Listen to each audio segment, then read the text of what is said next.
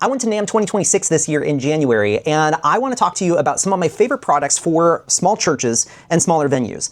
Now, one of those happens to be a new product from Shure. Now, if you've followed me for a while, you know that I really like the SLXD line. Now, this is one of my personal units, and the SLXD line is a perfect price point for a lot of churches out there, and there's a bunch of functionality in these units.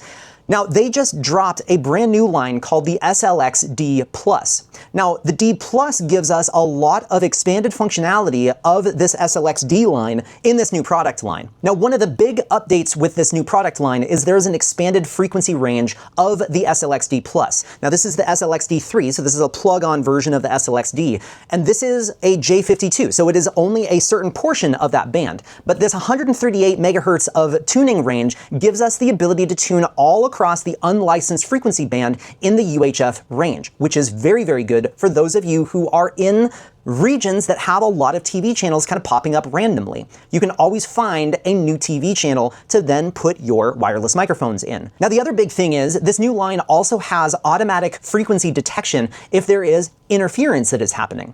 Now, if there is some interference that's happening and it detects it, then what it will do is it will automatically recalculate a brand new frequency for that microphone, taking into effect the rest of the SLXD Plus receivers that are currently in use, and then it will automatically switch the frequency and remotely control the transmitter and update the frequency for the transmitter. Now, all of this happens in about 3 to 5 seconds, which is a lot faster than you taking a backup microphone up on stage. Now, all of this is done through a new protocol that they have called ShowLink Ease, which is transmitted over Bluetooth LE, which means that the receiver and the transmitter can talk over Bluetooth to update parameters on your transmitter, to update frequencies, everything like that. Now, the other great thing that I learned about the new SLXD Plus line is there is a digital feedback reduction built into the receiver. So when it senses some feedback, it will automatically go and notch out that feedback when you have it turned on. Now, this line is also compatible with Shure Wireless Workbench, so you can do your wireless frequency coordination using that, or their brand new app that they have. Now, there are a bunch of new features with this line that I'm not even mentioning. For instance, there's less latency on this new model,